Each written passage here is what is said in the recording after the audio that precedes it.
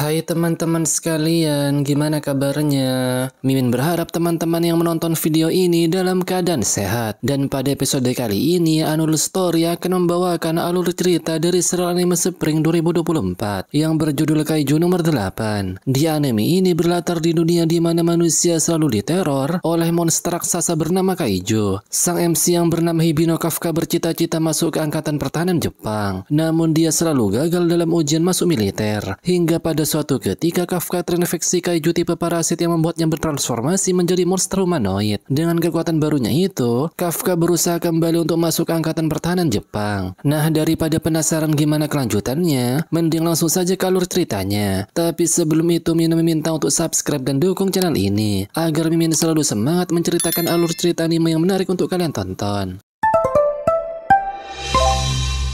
Scene diawali dengan diperlihatkannya suasana tenang di kota Yokohama. Namun tak lama kemudian muncul kaiju yang membuat pemerintah mengeluarkan peringatan darurat. Para warga yang kepanikan pun terlihat mengungsi ke tempat yang lebih aman. Di tengah kaiju yang sedang mengamuk di kota, terlihat pasukan pertahanan Jepang mengepungnya dengan helikopter. Meski telah menghujani kaiju itu dengan rudal, namun sayangnya monster itu sama sekali tak terluka. Setelah itu, terlihat seorang wanita bersenjata lengkap keluar dari dalam helikopter. Bersamaan dengan itu, nampak beberapa tentara datang dan langsung menembak ke arah kaiju tersebut. Dan setelah fokus kaiju teralihkan, tentara wanita yang tadi lalu menyiapkan senjata pamungkas untuk menghabisi kaiju tersebut. Dan sesaat kemudian, setelah itu terlihat sang MC kita yang bernama Hibino Kafka melihat kaiju yang telah tewas dari kejauhan. Kafka pun berkata jika ia harus lembur untuk sementara waktu. Diketahui jika sang MC bekerja sebagai kru pembersih dari sisa-sisa kaiju. Di sisi lain terlihat divisi ketiga Angkatan Pertahanan Jepang mendapatkan sambutan yang meriah dari warga kota. Diketahui jika mereka lah yang menghabisi kaiju yang menyerang kota Yokohama sebelumnya. Di sisi lain terlihat kru pembersihan mulai menjalankan tugasnya. Kafka lalu menceritakan jika pekerjaan ini sangat tadi diperhatikan oleh warga kota, apalagi sampai mendapatkan apresiasi dari mereka. Namun bagi sang MC, pekerjaan ini ialah pertarungannya melawan kaiju. Setelah itu terlihat drone memberitahukan jika Izumo Teknologi meminta sampel dari kaiju tersebut. Setelah memberikan sampelnya, Kafka nampak panik karena ada organ kaiju yang digantung sebelum waktunya. Hal itu pun membuat organ itu meledak dan melukai kru yang ada di sana. Beruntung, Kafka dengan sigap mengobatinya. Ia pun berkata jika pertempuran divisi ketiga memang sangat berantakan. Hal itu pun membuat sang MC ragu jika pekerjaannya bisa selesai minggu ini. Bersamaan dengan itu, terlihat Mandor menyuruh Kafka untuk pindah ke bagian usus. Mendengar hal itu, entah mengapa Kafka berusaha menolaknya. Dan ternyata pekerjaan di bagian usus sangatlah susah. Ditambah lagi bagian itu sangat menjijikkan karena terdapat kotoran kaiju. Hal itu membuat kru yang bekerja di bagian itu tak bisa makan untuk sementara waktu. Dan pada malam harinya, terlihat Kafka kelelahan setelah seharian bekerja. Ditambah lagi bau kotoran kaiju tak bisa hilang begitu saja. Bersamaan dengan itu terdengar berita yang meliput keberhasilan divisi ketiga dalam mengalahkan Biju di kota Yokohama. Keberhasilan itu tak lepas dari peran kapten mereka yang bernama Ashiro Mina. Bagi yang belum tahu, Ashiro Mina ialah wanita yang menghabisi kaiju sebelumnya. Meski baru berumur 27 tahun, namun ia berhasil menjadi kapten dan telah menghabisi kaiju lebih dari ratusan ekor. Dan lebih mengejutkannya lagi, Mina ialah teman masa kecil sang MC. Mereka berdua memiliki keinginan untuk memusnahkan semua kaiju bersama-sama. Mengingat hal itu, Kafka pun mulai kesal dengan pekerjaannya saat ini. Namun ia berusaha menerimanya karena kru pembersih juga pekerjaan penting yang membantu orang lain. Keesokan harinya terlihat sang MC berangkat kerja seperti biasa. Setelah sampai di kantornya, terlihat Pak Toko memperkenalkan anak magang baru kepada Kafka. Diketahui jika anak magang itu bernama Ichikawa Reno, dan ternyata ia juga bertekad bergabung ke pasukan pertahanan. Toko lalu memberitahukan jika Kafka sudah lama menyerah menjadi pasukan pertahanan. Namun saat mendengar hal itu, Reno langsung menanyakan mengapa dia menyerah. Meski awalnya hanya terdiam, pada akhirnya Kafka menjawab jika ia sudah berusaha dengan caranya sendiri. Karena sudah gagal beberapa kali, sang MC pun sadar jika kemampuannya memiliki batasan. Terlebih lagi ia sudah berumur 32 tahun. Mendengar alasan itu, Reno pun tak paham, dan ia juga tak ingin memahaminya. Reno dengan lantang juga berkata, jika ia tak akan menyerah sebelum cita-citanya menjadi pasukan pertahanan terwujud. Mendengar jawaban itu, Kafka pun kesal, karena jawaban apapun dari mulutnya terkesan sangat menyedihkan. Dia pun mempertanyakan apakah menyerah itu begitu buruk baginya. Setelah itu, terlihat kru pembersih kembali melakukan tugasnya. Mendengar jika Reno bertugas di bagian usus, Kafka pun merasa senang dibuatnya. Namun secara tiba-tiba,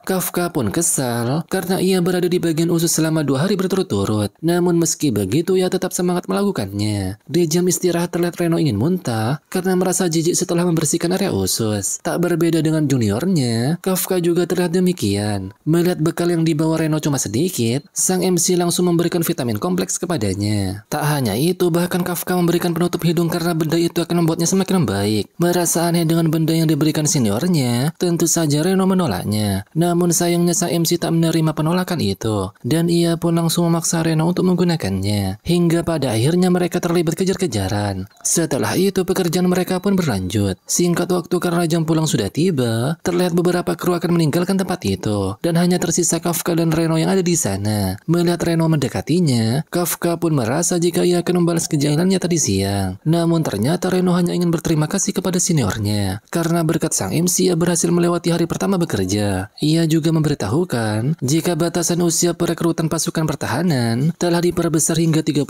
tahun. Hal itu dilakukan karena rendahnya angka kelahiran di negeri ini. Dan sebenarnya, Reno tak mau mencampuri kehidupan orang lain. Namun di saat mengetahui jika Kafka telah menyerah, ia pun melihat jika sang MC sangat kesepian. Meski terlihat tak peduli dengan seniornya, namun sebenarnya Reno ingin sang MC tak menyerah dengan keadaan. Setelah mendengar perkataan Reno, Kafka pun berterima kasih kepadanya, karena juniornya itu lebih baik dari yang ia bayangkan.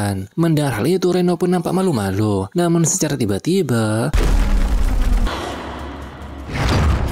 beruntung serangan Yoju itu gagal karena Kafka dengan sigap menolong Reno. Sang MC lalu menyuruhnya untuk menghubungi pasukan pertahanan dan pergi ke tempat yang lebih aman. Awalnya Reno menolak karena sang MC hanya sendirian menghadapi Yoju tersebut. Namun Kafka kembali menegaskan jika mereka bersama tetap tak akan bisa menang melawannya. Kafka lalu berkata jika Reno ingin menjadi petugas, maka ia tak boleh mati di tempat seperti ini. Meski tak ingin meninggalkan seniornya, namun karena tak ada pilihan lain, Reno pun langsung pergi dari tempat itu. Karena tak ingin Yoju itu mengejar juniornya, Kafka lalu mengalihkan perhatian.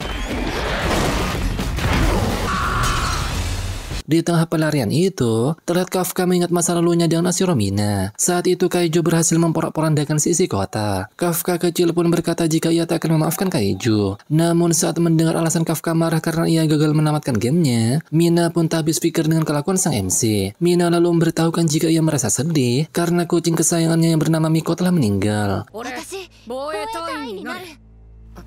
Mendengar perkataan Mino yang sama dengannya, Kafka malah mengajaknya bocah. Padahal mereka sama-sama berada di bangku SD. Kafka pun tersenyum dan akan membuktikan siapa di antara mereka yang akan menjadi pasukan pertahanan. Setelah mengingat hal itu, terlihat Yoju masih terus-terusan mengejarnya. Karena sudah bosan lari dari Yoju, Kafka pun memutuskan ingin melawannya dan akan menyerang tepat di kakinya. Namun karena ia merasa gemetar, sang MC pun terkena serangan. Kafka tak menyangka jika ia akan menjadi seperti ini. Padahal sebelumnya ia dengan pedenya berkata jika dirinya akan menjadi pasukan pertahanan yang keren. Serangan Yoju itu pun membuat kaki sang MC patah, dan ia tak bisa kabur dari sana. Di tengah Yoju yang akan melahapnya, namun secara tiba-tiba,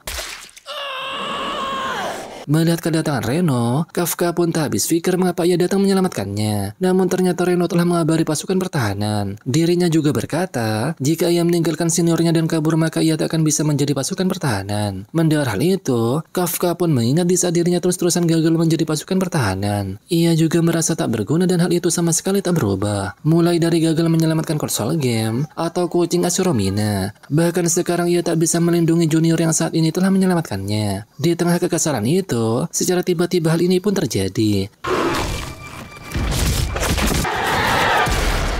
Dan ternyata orang yang menyelamatkan mereka ialah Ashiromina dari divisi ketiga. Melihat Mina yang seakan tak mengenalnya, Kafka pun hanya terdiam dan tak bisa berkata apa-apa. Setelah itu terlihat mereka berdua dirawat di rumah sakit. Kafka pun merasa jika Mina benar-benar hebat karena ia bisa membunuh Yoju itu dalam sekejap mata. Hal itu membuktikan jika Mina telah mencapai tempat yang tak bisa digapai oleh sang MC. Senpai.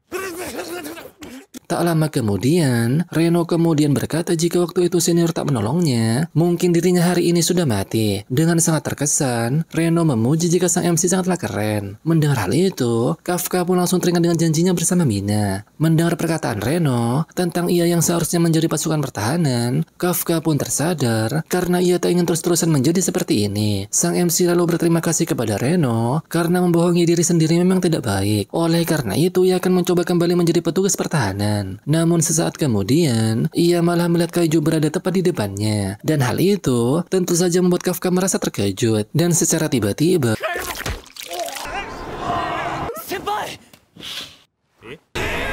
meski tubuhnya telah menjadi monster humanoid, namun Kafka masih bisa mempertahankan kesadarannya. Di tengah kepanikan itu terlihat sang MC meyakinkan Reno jika monster yang ada di depannya ialah dirinya. Namun tak lama kemudian, ada kakek tua yang tiba-tiba melapor kejadian ini ke pasukan pertahanan. Mengingat jika Mina bisa membunuh Yojo dengan sekejap mata, mereka pun nampak panik dan Reno langsung meminta seniornya untuk segera kabur dari sana. Scene kemudian berpindah. Terlihat Kafka dan Mina yang masih kecil sedang merencanakan bagaimana mengalahkan Kaiju. Di tengah Mina yang ketakutan karena Kaiju itu sangat besar dan menakutkan, Kafka pun langsung menenangkannya karena ia akan selalu berada di sisinya. Dan ternyata scene tadi merupakan ingatan dari Mina. Hal itu menunjukkan jika Mina tak melupakan Kafka. Bersamaan dengan itu, telah dia menerima laporan jika ada kemunculan Kaiju di rumah sakit. Dan tentu saja Kaiju ini maksud ialah Kafka. Nah itu dia alur cerita episode pertama dari anime Kaiju nomor 8. Alur story akan menceritakan episode kedua minggu depan. Karena anime ini merupakan anime terbaru yang rilis setiap minggu. Dan sampai jumpa di alur cerita selanjutnya. Dan terima kasih sudah menonton. Bye-bye.